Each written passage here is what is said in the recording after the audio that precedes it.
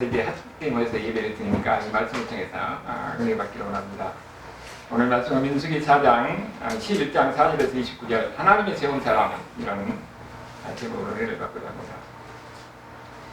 이런 사람은요 본질적으로 이렇게 탁월한 것도 있지만은 이 환경이 사람을 많이 만들어요. 그래서 여러분들은 어떻습니까? 자녀들도 보면은 좋은 환경에서 좋은 사람 만나서 좋은 교육 받기를 원하잖아요. 근데 누구를 만나느냐 하는 것이 그 사람의 영향을 받게 되어 있거든요. 어느 날 갑자기 지도자가 뚝 튀어나오는 건 아니에요. 지도자도 하나님이 세우셔서 훈련시키고 때가 돼서 하나님 일을 하게 하는 거예요. 여러분 지금 우리가 여기 본문 내용을 보는 것은 하나님이 나중에 가나안 땅에 가서 여호수아를 통해서 가나안 정복을 하는데 어느 날 여호수아가 갑자기 나타나가지고 가나안 정복을 사용한 것이 아니라 그 전에 하나님이 이미 준비하셨다는 겁니다. 그래서 그 전에 하나님께서 어떻게 여호수아를 훈련하셨는가 하는 것도 우리가 보는 거거든요.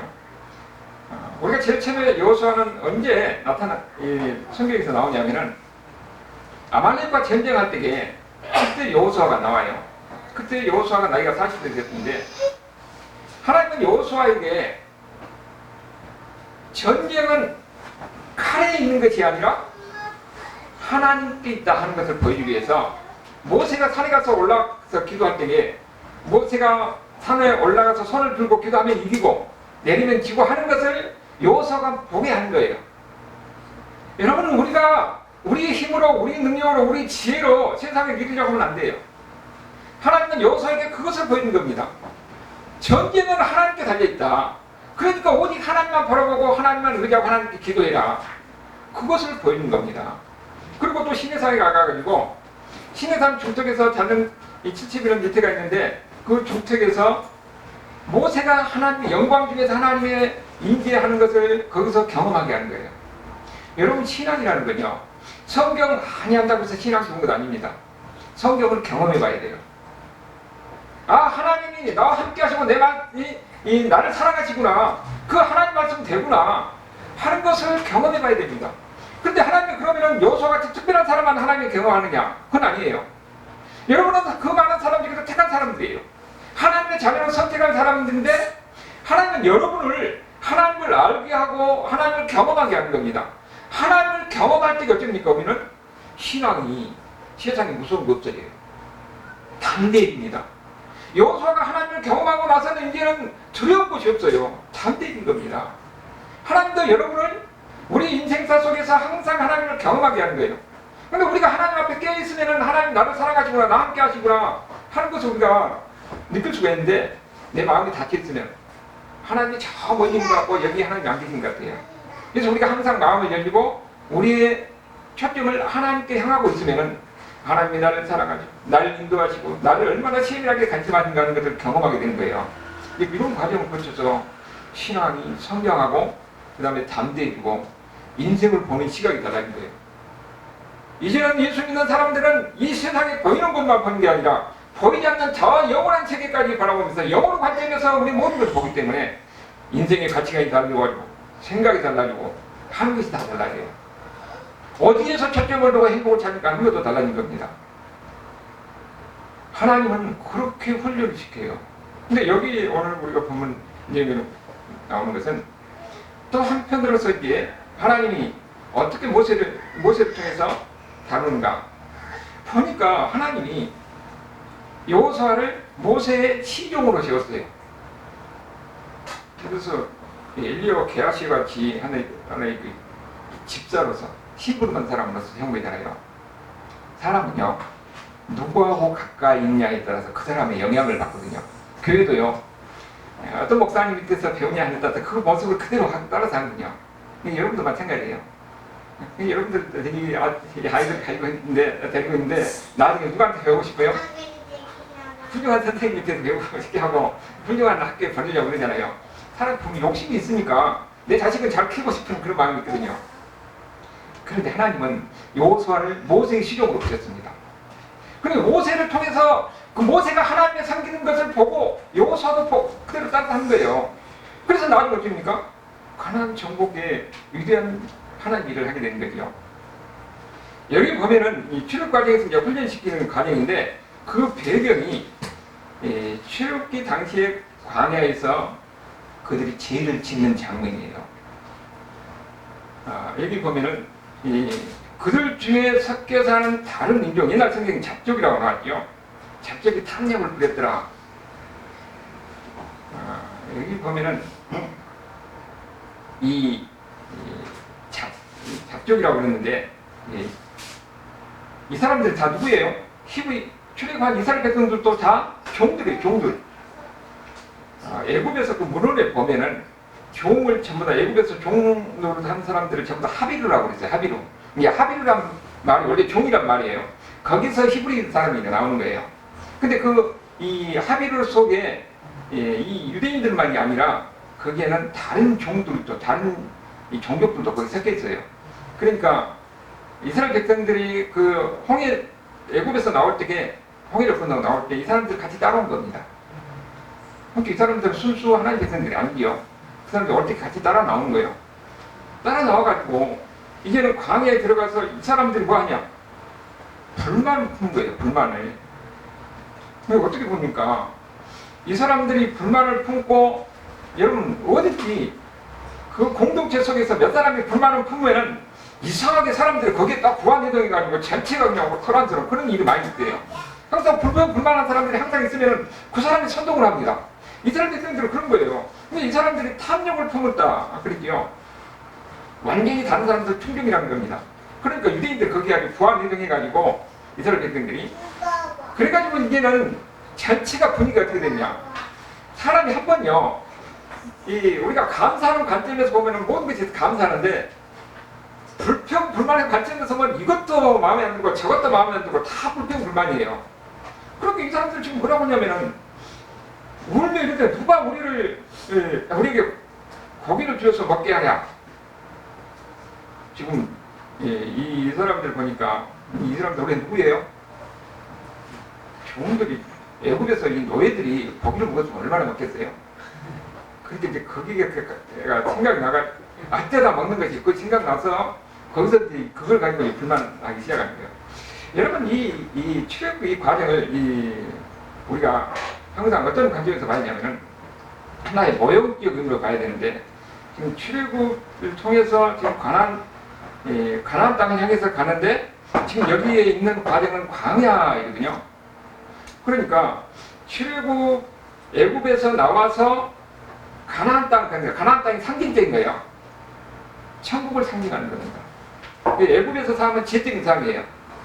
지적인 삶에서 나와서 천국을 향해 가는데 중간에 어디가 있어요? 광야의 생활이 있어요. 광야의 삶이. 이게 모형으로서 우리의 삶도 마찬가지입니다. 우리가 지적인 삶을 살다가 우리가 구원을 받았어요. 그럼 우리는 어디를 향해서 가냐면 천국을 향해서 가는 거예요. 근데 천국을 향해서 가는데 그 다음에 우리 삶에 어떤 삶이 있다고요? 광야의 삶이 있어요. 우리가 예수를 믿으면 모든 것이 다 잘 되고 모든 것이 다 건강하고 다 잘 되느냐? 그게 아니라는 거예요. 하나님이 사랑하는 사람에게는 어떻게 된다고 했어요? 징계가 있다는 거예요. 그 징계란 말이 훈련이란 말이에요.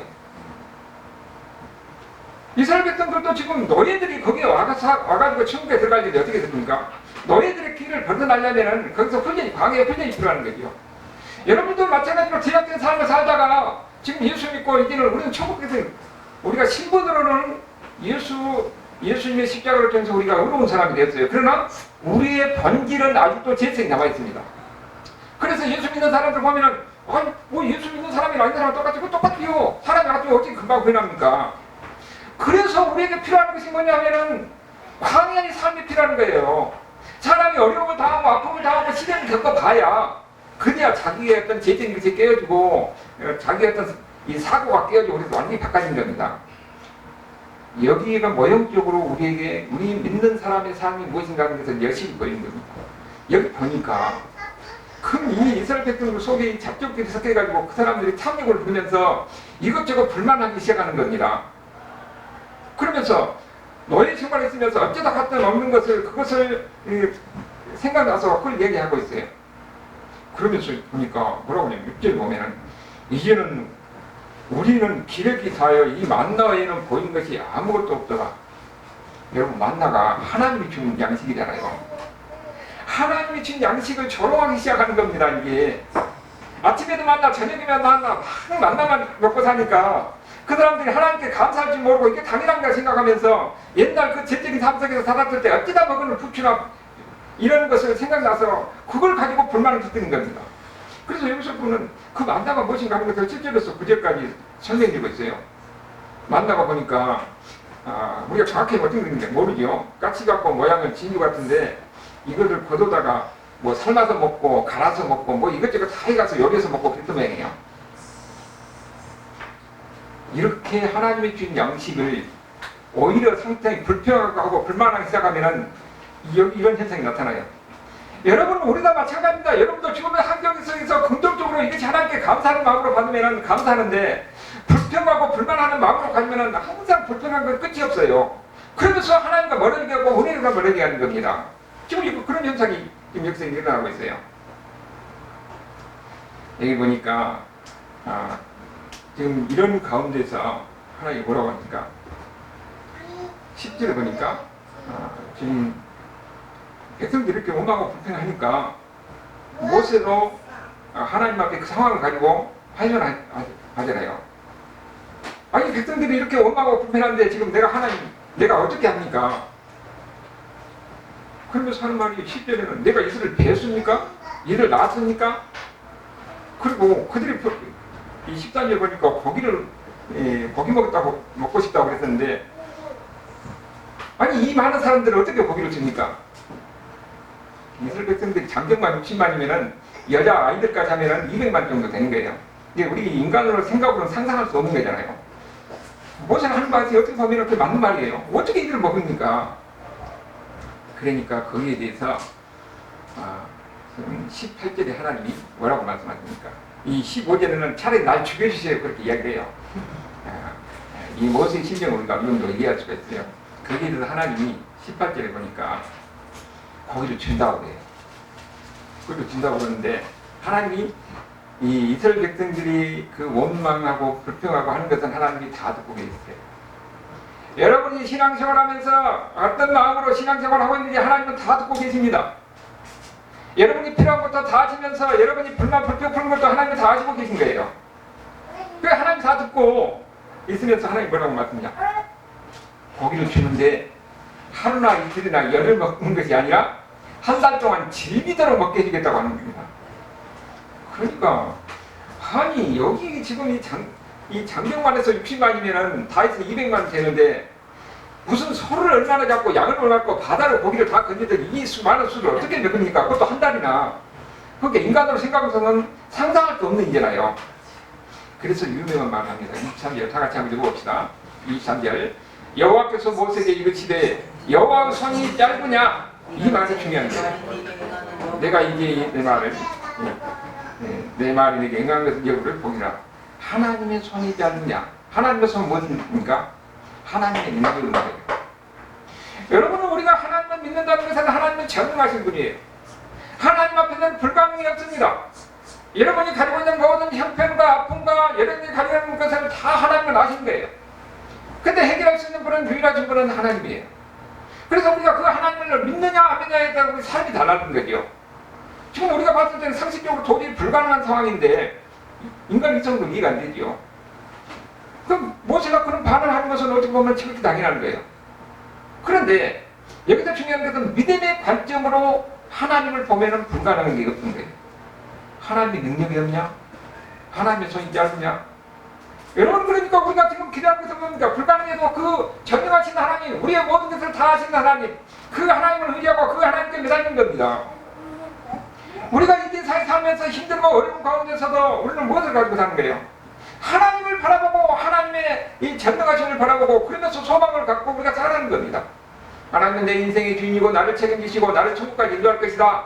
그런데 살다 보면은 이런 사람도 있고 저런 사람도 있어요. 남 부러워할 것 없습니다. 어떤 사람은 이 사업에 이 수완을 줘서 엄청난 부여를 누리면서 사는 사람이 있는가 하면은 나는 그렇게 하나님을 잘 섬기고 하나님을 열심히 하나님 말씀대로 살려고 하는데 왜 내게는 이런 힘들고 어려운 상황이 있는가? 여러분 그에 대한 평가는요 천국 가봐야 아는 거예요. 그래서 우리 뭐라고 그럽니까? 10편 73편에 이 세상에서 보니까 하나님 모르는 사람이 저렇게 살지 않고 하나님 믿는 사람들은 왜 이렇게 고통스럽고 어려운 걸 삽니까? 그래서 시인이 뭐라고 할까? 내가 하나님의 성전에서 가보고 나서야 그들을 결말을 보고 알았다는 거예요. 이 세상에서 부귀 영화를 다 누리고 산 사람들 그래도 정말을 보니까 그들은 지옥에 있어요. 근데 나는 힘들고 어려운 가운데 사는데 우리는 오히려 천국에 있는 겁니다. 그래서 결론이 여호와를 가까이 하는 것이 복이라는 겁니다. 이 세상에서 많은 분들이 사는 것이 아니라 하나님을 가까이 하는 사람을 복입니다. 그 사람이 천국에서는 중요한 것은 영원한 삶 속에서 더 풍요를 누리고 사는 거예요. 이게 우리가 주어진 환경에서 감사할 줄 아는 거예요. 그것도 하나님의 지혜가 있는 거기 때문에 여러분 내가 이렇게 돈이 많아고 다 평안하면은 내가 신앙 좋을 것 같은데 참말이에요. 그런 사람들을 보면은 거의 하나님 주신 불량자인데 그렇지 않으면은 돈의 종속이 되고 자식이 또 지나치게 우상이 되면 자식의 종속이 돼요. 그 우상이 되는 겁니다. 그러니까 우리는 우리에게 주어진 모든 환경은 하나님의 지혜 가운데서 여러분에게 허용한 거예요. 그래서 항상 우리는 감사하고 사는 겁니다. 그러면 인사는 날마다 천국을 누리고 사는 거죠. 하나님이 이들에게 이렇게 하나님의 능력이 무엇인가 하는 것을 보여줬어요. 그런데 문제가 이제 여기서 또 하나 문제가 나오잖아요. 어떤 문제가 나오냐면은 이스라엘 백성들이 지금 그 엄청난 수를 모세가 인도하는데 다 모세가 혼자 이를 모든 문제를 해결하고 이를 인도하려고 하니까 지금 문제가 좀 힘들잖아요. 그래서 이제 그런 상황을 아시고 하나님께서 또 다른 이 대책을 세우신 것이 16절에서 17절에 여기 보면은 70인 장로를 세우는 장면이 나와요. 백성의 지도자 될 사람들을 70명을 세우라. 그리고 이제 해막 앞에 이들을 서게 하라고 했어요. 이 해막이 여기 앞에 나오는데 성막은 이스라엘 진영 가운데 성막 있잖아요. 여기 나오는 해막은 아직 성막이 세워지기 전에 진영 바깥에서 거기서 모세가 하나님을 만나기 위해서 세우는 텐트예요. 그러니까 성막하고 해막은 다른 거죠.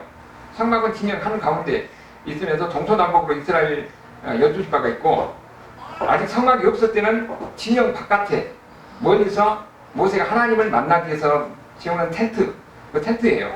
그런데 하나님은 그 텐트에 거기 70명을 선택해가지고 거기를 조용히 세워요. 16절 후반절을 보면은 이 70명을 해막에 이르러 거기서 너와 함께 서고 그러니까 해막에 모세하고 그 70명의 장로들이 딱 서 있고요. 그러면서 17절 앞에 보면은 내가 강림하여 거기서 너와 말하고 그 70명 중에서 다른 사람하고 말하는 게 아니라 모세하고만 말합니다. 이거 왜 그렇게 돼요? 이 사람 모세는 내가 세운 사람이다. 모세의 권위를 세워주고 있는 겁니다. 그러니까 너희는 이 모세의 말을 들으라. 원망하고 불평하지 말고 이 사람은 내가 세운 사람이니까 너희는 이 말을 들으라. 그렇게 얘기한 거예요. 뭐든지 조직사에서 리더십이 흔들리면은 나라 전체가 혼란스럽습니다. 우리나라 지금 그런 상황인데 어느 조직사에도 마찬가지예요. 지도자가 흔들리면은 그 회사 망하는 거예요. 지금 이런 절박한 상황에서 하나님이 그 장로들, 이스라엘 대표는 장로들 딱 거기서 뽑아서 그야말로 리더급을 모아놓고 거기에서 모세를 세워서 모세하고 하나님 말하는 겁니다. 그것은 하나님이 모세를 세웠다는 거예요. 이 사람은 내가 세웠으니까 너희들은 이 말을 들어야 된다. 그러면서 뭐라고 하냐면은 17절을 보니까 내게 임한 영을 그들에게도 임하게 하리니 그들이 너와 함께 백성의 짐을 담당하고 너 혼자 담당하게 하리라. 모세가 그렇게 능력을 임하는 것은 하나님의 영이 임했기 때문에 그런 거예요. 구약에서 하나님의 영이라는 것은 능력이 임하는 거예요. 능력이. 모세에게 하나님의 능력이 임하니까 모세가 하나님의 능력을 입어서 그 일을 한 거죠. 그런데 그 능력을 너만 준 것이 아니고 거기에 70명이 더 주겠다는 거예요. 거기에서도 영이 임해서 능력을 준다는 것을 얘기하는 거죠. 그래서 24절인데 거기에 이 고기 문제를 해결하고 나서 그 다음에 24절, 25절에 거기에 이제 다시 한번 나오죠. 장막에 둘러 세움에 여호와께서 구름 가운데 25절에 강림하셔서 모세가 말씀하고 그에게 임한 영을 70장로에게 임하게 했더라. 그들에게도 하나님의 영이 임하는 겁니다. 그랬더니 어떻게 되고요? 25절 끝에 보면은 예언을 하다가 다시 하게 하리라. 이게 하나님의 능력이 임했다는 거, 하나님의 영이 임했다는 표로 에런이 임하는 겁니다. 여기도 에런은 하나님의 능력이 임한 표예요. 이게 사울도 마찬가지잖아요. 사울에게도 하나님의 영이 임해요. 하나님의 영이 임했다는 것은 하나님의 능력이 임하는 거예요. 그것을 증표로, 표징으로 에런이 있는 겁니다. 그 이야기를 지금 하고 있는 거죠. 하나님 이들에게도 능력을 주셨다는 겁니다. 이거 지금 여기서 지금 하나님 보여주고자 하는 그 목적이 뭐냐면은 제일 먼저 모세는 하나님이 세운 지도자다. 이것을 모든 사람에게 다시 한번 보여주는 겁니다. 하나님이 세운 모세니까 너희들은 여기 말을 들어야 되고 불평하고 원망하고 불만 그렇게 말을 하는 거예요.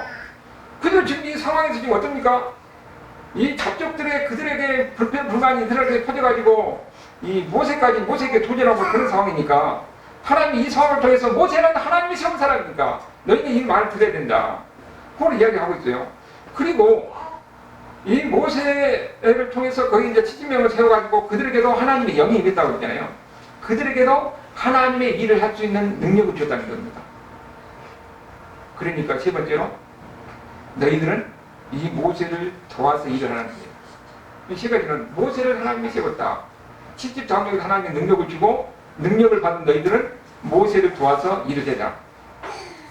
지금 요거 지금 뭐냐면은 지금 하나의 시스템을 만들어주는데 이게 광야교회예요. 광야교회 시스템이 이렇게 만들어진 겁니다. 여러분 그럼 가만히 보면은 이것이 오늘날 교회도 마찬가지예요. 오늘 성령님께서 역사하셔서 성령님의 이 역사가 여러 가지 다양한 은사로 나타나잖아요. 교회에서 보면 방언하는 은사, 예언하는 은사, 섬기는 은사, 여러분 보면 찬양도 은사예요. 다 하지만은 특별히 은사 있는 사람이 있더라고요. 다양한 은사가 있어요. 근데 그 다양한 은사는 교회를 섬기라고 하는 겁니다. 주님의 몸된 교회를 섬기라고 은사를 주는 거예요. 그 가운데 목사는 하나님이 세운 겁니다. 리더는 하나님이 세운 거예요.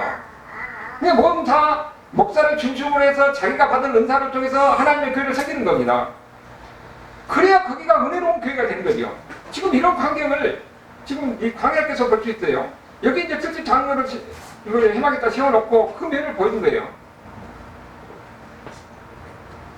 오히려 이 잡족들이 그 난리를 치고 애국으로 돌아가자 뭐 그러고 그럴 때에 하나님이 확실하게 모세를 세웠다는 것을 보여주면서 모세를 중심으로 내가 세운 리더니까 너희 이 말을 듣고 그리고 모세를 들어와서 일을 해라.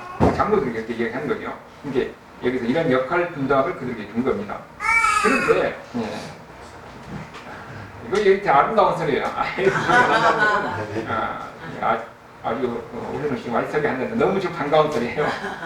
자, 이런 가운데서 한 가지 일이 벌어지는데 지금 26절에 보니까 지금 한 70명을 세웠잖아요. 장로를.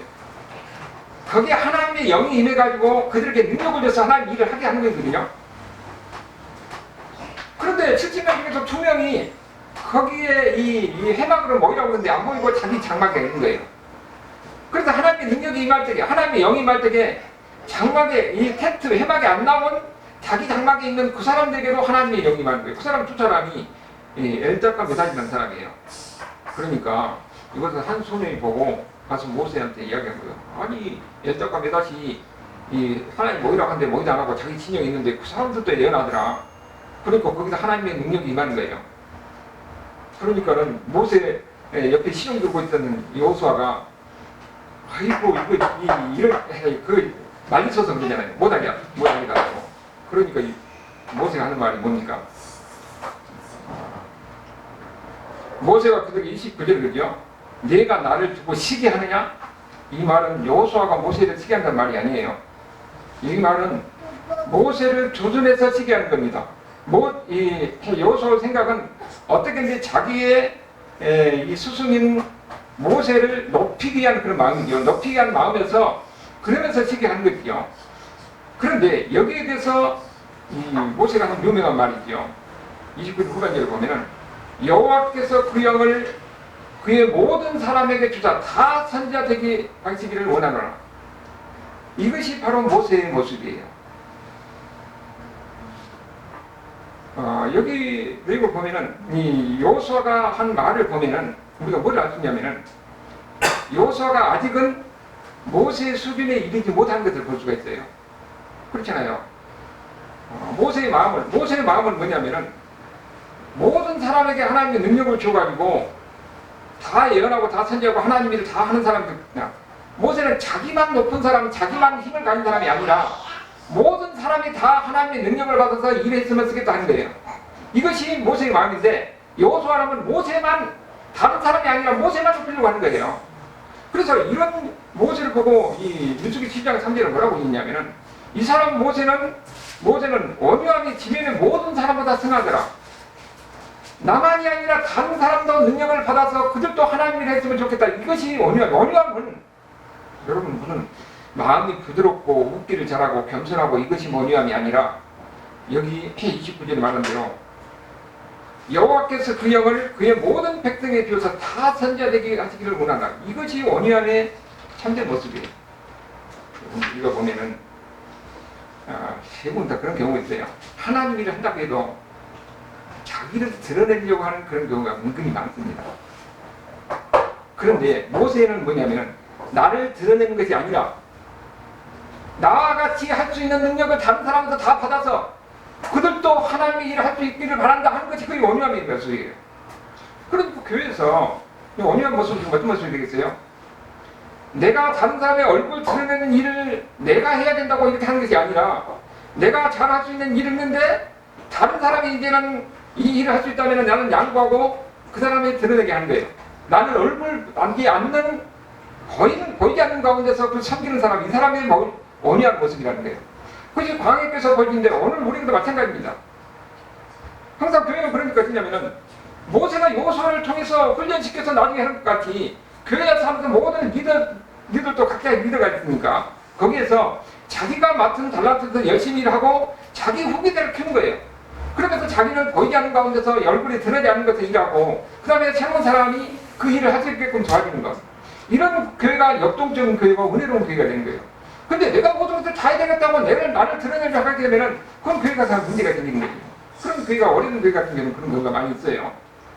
그러니까 과한 교회를 통해서 어떻게 하는가 하는 것을 보이는 거죠.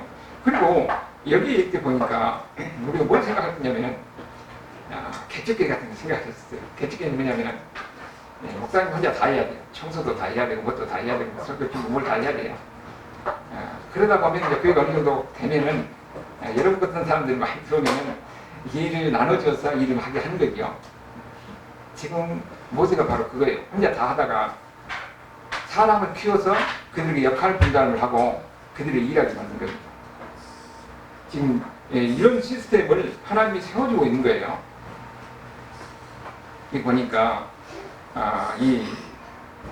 일할 수 있는 사람은 하나님께서 능력을 주잖아요. 그래서 모세를 중심으로 그들을 세웠다는 것을 보이는 겁니다. 그런데 여호수아는 하나님이 모세를 중심으로 세워서 모세의 권위를 세워준 것은 좋은데 지나치게 모세 중심으로 모세만 이렇게 하는 것이 오히려 모세에게 책망을 받는 것이죠.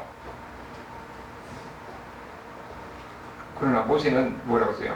모든 사람이 다 하나님의 능력을 받아가지고 하나님 은혜에서 다 같이 일을 하는 것, 그것이 오히려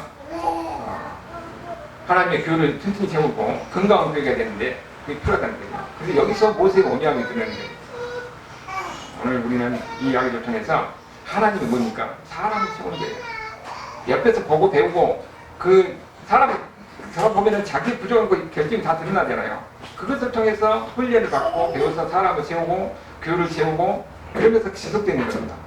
여러분도 일하는 가운데서 하나님을 훈련받아서 하나님이 일하는 다 같이 크게 쓰임받는 이런 은혜가 있기를 주님으로 축원합니다. 아멘.